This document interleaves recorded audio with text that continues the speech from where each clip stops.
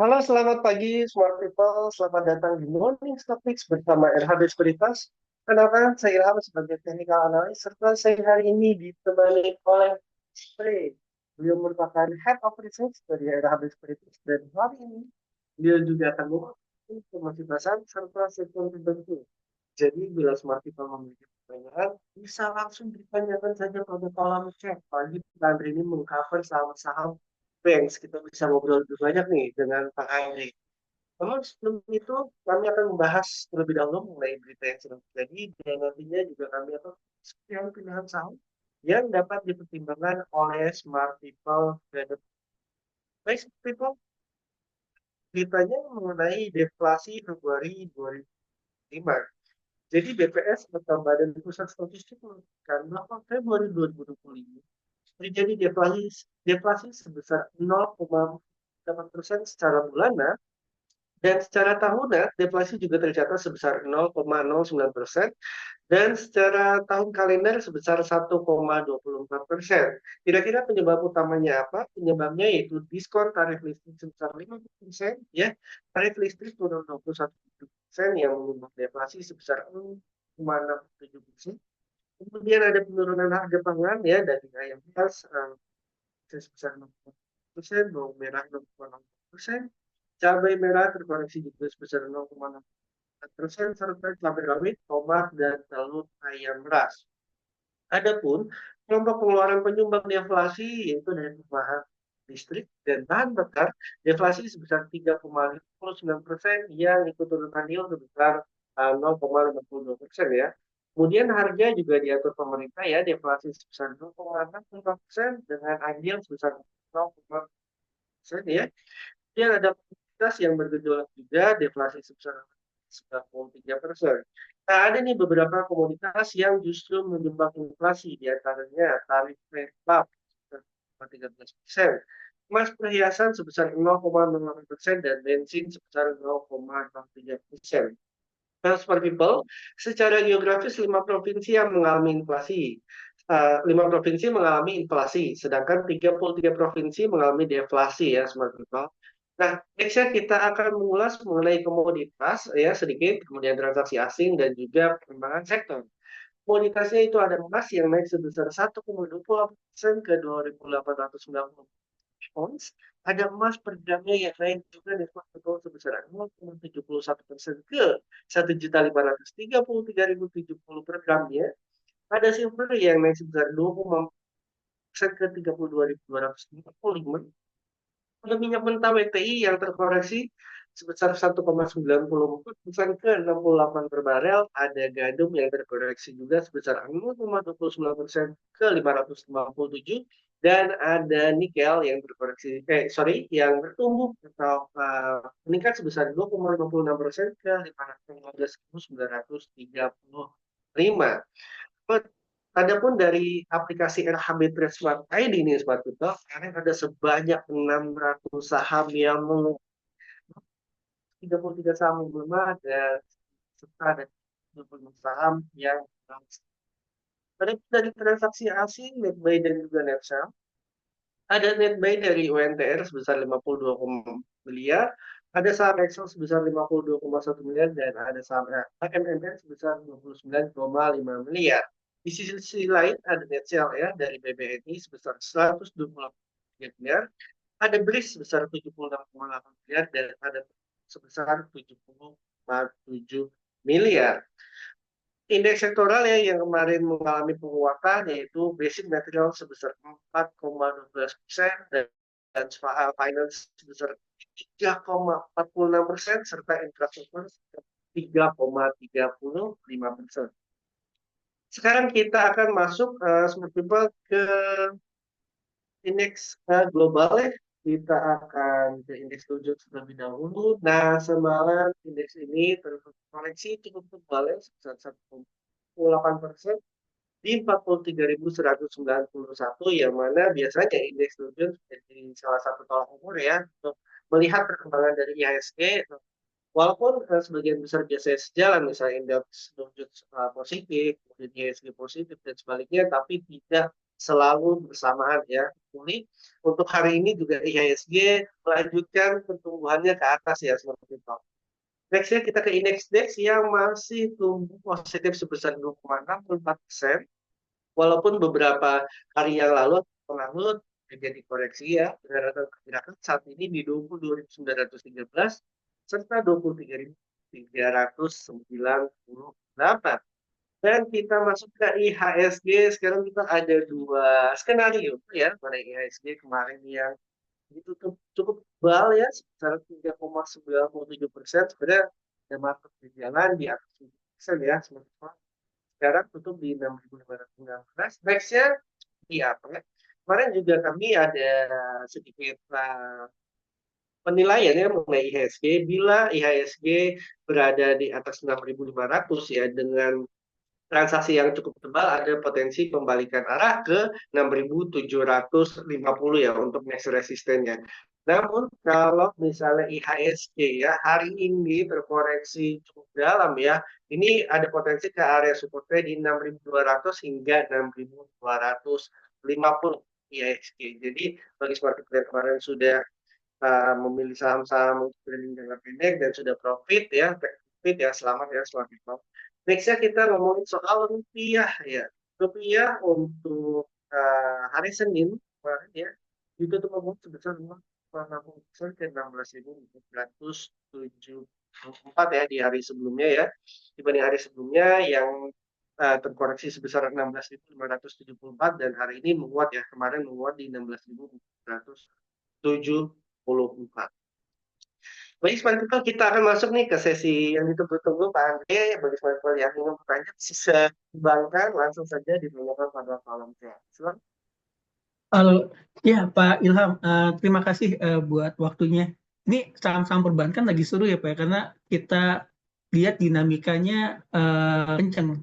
Minggu lalu saham perbankan pada dijualin, turun lumayan dalam. Cuma kemarin kita lihat saham-saham perbankan lompat naik cukup signifikan.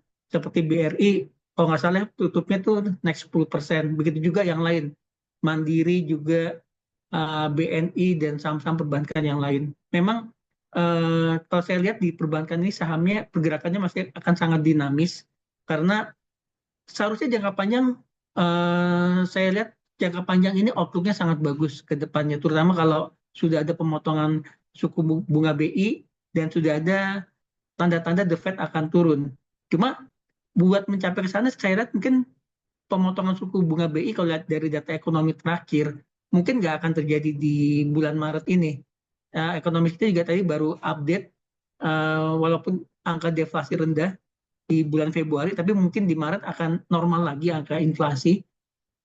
Jadi untuk pemotongan suku bunga di Maret mungkin nggak, masih belum. Jadi kita lebih melihat pemotongan suku bunga BI itu mungkin akan terjadinya di kuartal kedua. Itu nanti next katalis buat saham perbankan. Tapi so far yang sangat menarik adalah saham perbankan itu sekarang valuasinya udah sangat murah. BRI waktu hari Jumat tuh trading di bawah -2 standar deviasi. Begitu juga saham-saham bank yang lain seperti Bank Mandiri juga trading sangat murah. Bank yang lain juga seperti BNI, BCA juga sangat sangat murah ya di tradingnya. Jadi ini menyebabkan saham-saham ini cukup menarik walaupun katalisnya masih cukup lama. Kedua yang katalis yang berikutnya adalah dividen. Di akhir Maret ada pengumuman akan ada RUPS, rapat umum pemegang saham tahunan. Di situ biasanya akan diumumkan besaran angka dividen dan juga nanti kapan dividen itu akan dibayar. Begitu juga antara angka kum sama ex date-nya. Ini juga bisa ada katalis juga. Jadi jangka panjang masih bagus, jangka pendek katalis ada di dividen. BI rate mungkin baru di kuartal kedua. Untuk saat ini saya masih melihat saham perbankan itu akan bergerak berfluktuasi. Jadi volatilitasnya masih tinggi, masih naik turun naik turun. Buat pemain-pemain trader harus pinter-pinter buat taruh posisinya ya, karena volatilitas masih akan cukup tinggi. Tapi kalau buat yang tipikal investor yang megang jangka panjang, ya saat ini sangat murah dan akan sangat bagus buat kedepannya. Kita baru saja ngeluarin report untuk BRIS dan BRI. Ini timingnya cukup bagus kita keluarin kemarin pagi, dan kita di report itu tetap kita maintain buy untuk BRIS dan BRI. Ini saya mulai dari BRIS dulu ya. Ini report ini berkaitan dengan laporan keuangan bulanan terakhir yang dikeluarkan, yaitu laporan keuangan di bulan Januari. Untuk BRIS ini sendiri, kalau kita lihat angka keuangan di bulan Januari ini sangat kuat, sangat solid. Bisa dilihat di layar ya, di screen. Ini highlight dari angka keuangan Bank Syariah Indonesia atau BRIS di Januari. Ini bisa kita lihat angkanya net profit di bulan Januari tahun ini dibandingkan tahun lalu itu ada kenaikan 15% year on year. Ini ditunjang oleh pertumbuhan loan yang sangat bagus, tumbuh 16,9%. Ini sedikit di atas guidance dari company. Dan ditunjang juga kalau kita lihat di sini adalah dari kenaikan fee based income. Fee based income-nya Bank Syariah Indonesia naik cukup tinggi, naik 28,8% year on year. Ini karena adanya kenaikan dari um, revenue dari trading dan juga fee based income dari yang lainnya. Ini menyebabkan in overall earning-nya naik cukup tinggi. Walaupun sebenarnya kalau kita lihat dari biaya provisi ini ada kenaikan cukup tinggi di secara year on year ya, naik 11,4%. Jadi ini earningnya cukup solid. Jadi ini bisa menunjang, kalau menurut saya kalau kita nanti akan lihat di quarter di bulan Februari, katanya buat Bank Syariah Indonesia juga akan tetap melaporkan laporan keuangan yang cukup bagus. Dan yang menarik untuk Bank Syariah Indonesia adalah mereka baru saja mendapat izin buat bank bullion atau sederhananya disebut bank emas. Dengan adanya izin dari bank bullion ini diperkirakan akan bisa meningkatkan kegiatan usahanya Bank Syariah Indonesia di bidang emas. Dengan ada bullion bank, Bank Syariah Indonesia akan bisa melakukan transaksi emas, deposit emas, dan juga bisa menawarkan jasa penyimpanan emas. Sehingga kita lihat nanti ke depannya seharusnya fee based income itu akan meningkat buat Bank Syariah Indonesia. So far sebagai catatan, bisnis emas ini menunjang pertumbuhan yang cukup bagus juga di tahun 2024, di mana pertumbuhan income dari bisnis emas ini tumbuh 78% year on year di tahun lalu. Dan seharusnya tahun ini akan lebih cepat lagi pertumbuhannya. Buat BRIS sendiri kita maintain buy dengan target price di 3.500. Ini upside potensinya sekitar 40%. Kemudian setelah BRIS, kita ada juga kemarin ngeluarin report tentang Bank Rakyat Indonesia. Saya share screen Bank Rakyat Indonesia. Bank Rakyat Indonesia ini kita tetap rekomendasi buy, walaupun kita ada menurunkan target price kita, karena kita ada menurunkan earning estimate kita menyusul angka riset di Januari yang bisa dibilang ini di bawah ekspektasi. Tapi sebagai catatan ya, walaupun kita udah cut earning estimate kita dan kita cut target price, upside potensial masih cukup tinggi. Bisa dilihat di sini upside potensial Bank Rakyat Indonesia di sini ditulis 37% ya, tapi mungkin kalau dibandingkan dengan harga sekarang karena ada kenaikan 10% di kemarin, upside potensinya sekitar 27%, masih cukup tinggi, dan juga ada dividennya sekitar 10%. Jadi upside potensialnya cukup tinggi. Walaupun kita sudah ada cut earning estimate kita.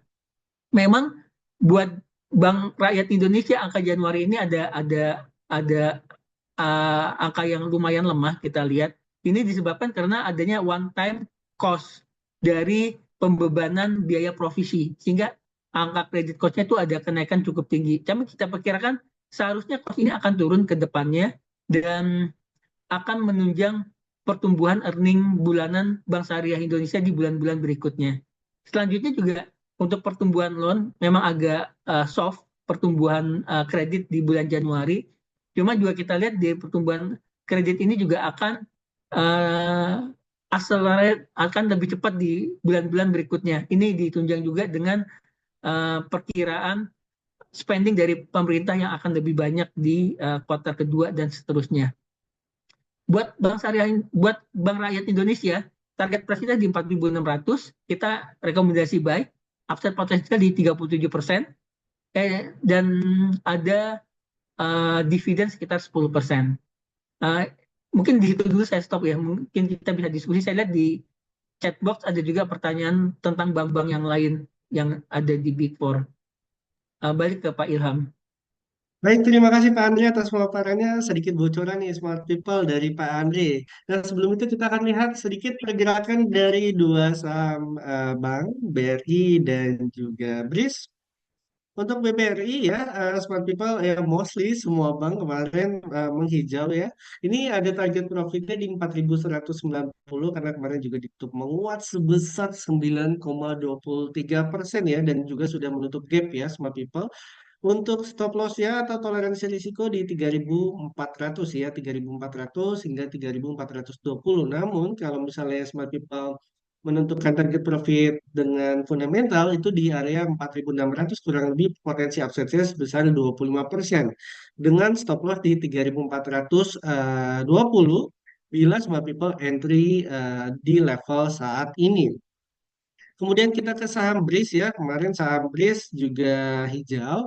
Ini target profit teknikalnya bila smart people membeli saham BRIS sekarang ini di kurang lebih di area 2.900 dengan level stop loss-nya di area 2.560 atau bagi smart people yang mempertimbangkan untuk membeli saham BRIS-nya di area support kurang lebih di 2.600 ya smart people ini target profitnya masih sama di area 2.900 dengan toleransi risiko atau level stop loss-nya di area 2.490 atau 2.500. Dan target fundamentalnya di 3.500 dengan potensi upside sebesar 31,58%. Selain itu, kami juga memiliki dua pilihan saham lainnya, tapi kita akan bahas dulu mulai saham-saham kemarin ya untuk LSIP ya dari Mas Fala kemarin sudah TP ya Smart People bagi Smart People yang membeli saham LSIP selamat udah target profitnya di 1000 kurang lebih di area 1050 1060 kemudian saham unik ya juga sudah target profit di 590. Nah untuk dua saham pilihan hari ini yaitu ada saham PTRO dan juga saham Raja. Untuk PTRO ini target profit pertamanya di area 3.360 dengan stop loss kurang lebih di 3.150 ya. Stop lossnya tidak terlalu jauh karena melihat untuk volatilitas pasar yang masih tidak stabil ya. Jadi trading jangka pendek saja. Nextnya kita ke saham Raja. Saham Raja juga secara garis besar uptrend, tapi sudah mulai masuk ke sideways. Ini tertahan di area support atau batas bawahnya di 3.010.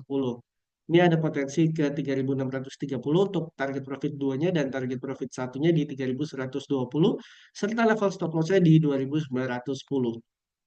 Nah, Smart People, mungkin untuk sekalian Q&A langsung kita bahas saja antara BMRI, BBCA ya. Untuk BMRI, nanti kita juga mau discuss sedikit dengan Pak Andri. Untuk BMRI sendiri, target profitnya ya supportnya masih dia di 4.770. Bagi Smart People yang ingin antri di level sekarang, target profitnya di 5.525, target profit pertamanya di 5.200 ya Smart People dengan level stop loss-nya di 4.620 ya untuk BMRI. Dan kemudian untuk BBCA ini juga berada di area support ya kurang lebih ya di area 8.450 Smart People nih daerah supportnya. Bagi Smart People yang mempertimbangkan untuk membeli saham BBCA target profit keduanya di 9.575 dan target profit pertamanya di 8.853 serta toleransi risiko atau stop loss line di level 8.525. Nah, Pak Andri kalau menanggapi pertanyaan di atas ya BMRI dan BBCA secara fundamental bagaimana Pak? Karena ada yang tanya potensi BMRI menjelang bagi dividen seperti apa Pak? Sorry, Ya, ya Mas. oke. BMRI so far sih kalau kita lihat laporan keuangan di bulan Januari itu inline dengan ekspektasi kita. BMRI masih menunjukkan pertumbuhan dari eh, kredit yang cukup tinggi, naik 19%. Walaupun memang kita lihat masih ada kendala di likuiditas yang menyebabkan ada penurunan NIM. Em, kita lihat Bank Mandiri ini outlook-nya masih cukup bagus, terutama kalau dilihat dari sisi valuasi. Minggu lalu Bank Mandiri adalah salah satu saham yang paling banyak dijual oleh asing. Mungkin salah satunya juga ada impact dari MSCI rebalancing ya, karena kan kita tahu MSCI baru menurunkan outlook Indonesia jadi negatif dari sebelumnya, jadi underweight dari sebelumnya netral. Dan ini biasanya kalau ada penurunan MSCI ini akan menyebabkan rebalancing buat fund manager asing biasanya. Dan kalau fund manager asing itu kalau mereka balancing ke market Indonesia, kebanyakan yang mereka akan beli atau jual. Kalau ini diturunin jadi underweight, berarti yang mereka jual adalah saham-saham Big Four, perbankan dan juga mungkin yang lain seperti Telkom dan Astra International. Dan Bank Mandiri ini salah satu yang dijual. Setelah massive sell off di minggu lalu, Bank Mandiri ini trading sangat sangat murah. Bahkan kalau kita bandingkan standar deviasinya bisa di bawah 2 kali standar deviasi. Ini yang menyebabkan saya lihat Bank Mandiri ini valuasinya cukup cukup menarik.